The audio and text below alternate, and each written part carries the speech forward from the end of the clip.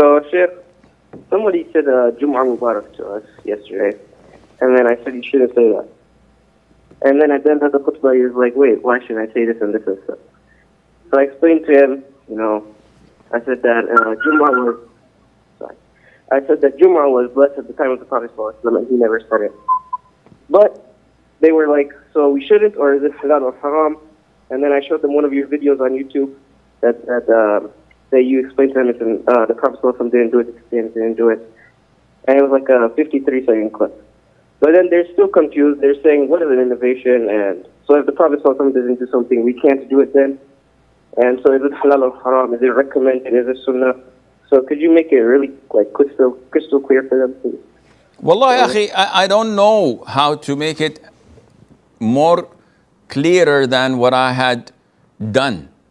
I don't remember what I said in the previous videos. And this is problematic. Lots of the people ask questions on my website and they say, Sheikh, you said so and so in a previous video and then you said something else in a previous video. First of all, I don't open links, so I'm not gonna understand what you're talking about. Second of all, I don't remember what I had for lunch yesterday.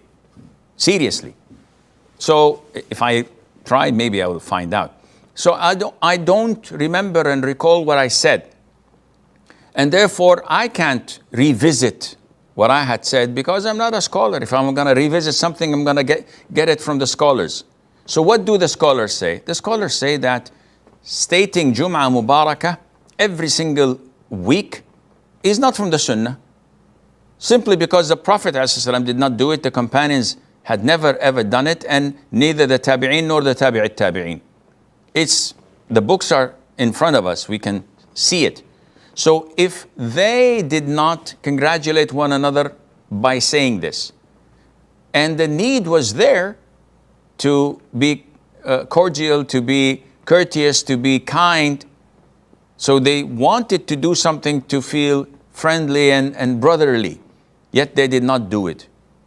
So it is suitable to say that it's not appropriate, it's not from the Sunnah.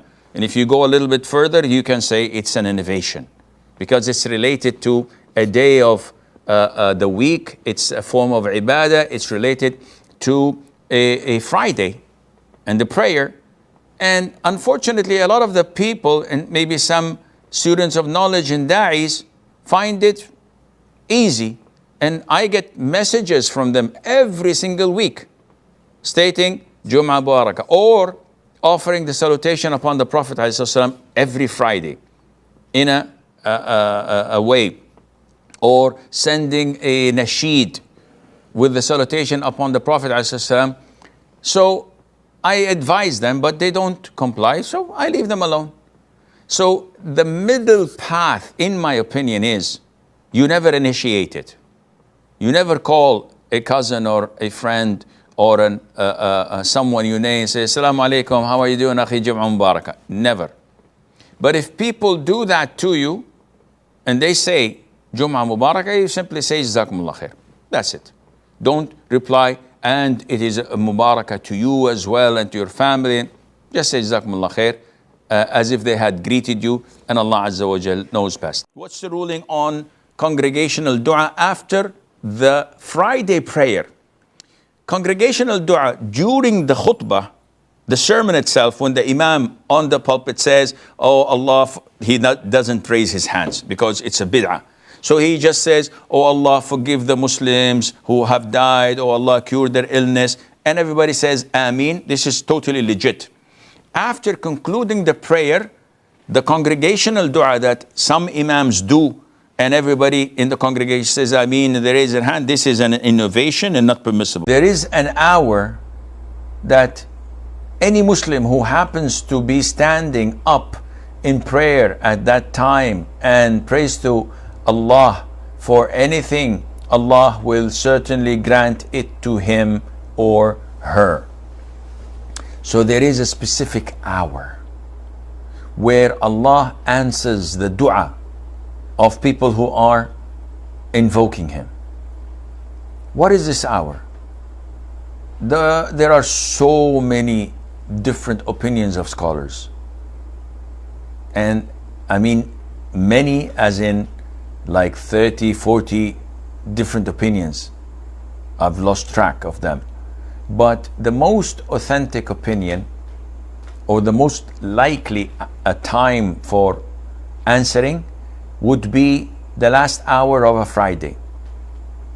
And most righteous people I know stay in the masjid after Asr prayer until Maghrib prayer. So they recite Surah Al-Kahf, they recite the Qur'an, they make dhikr, and just before the adhan by 10 minutes, they take their positions, raise their hands, and start to make dua. Make dua, make dua, make dua, until the adhan is given. And there's a hadith that this is the most likely time for the hour of answering. Some scholars say it is when the imam rises on the pulpit, on the mimbar. And some say it is when he sits down between the two sermons.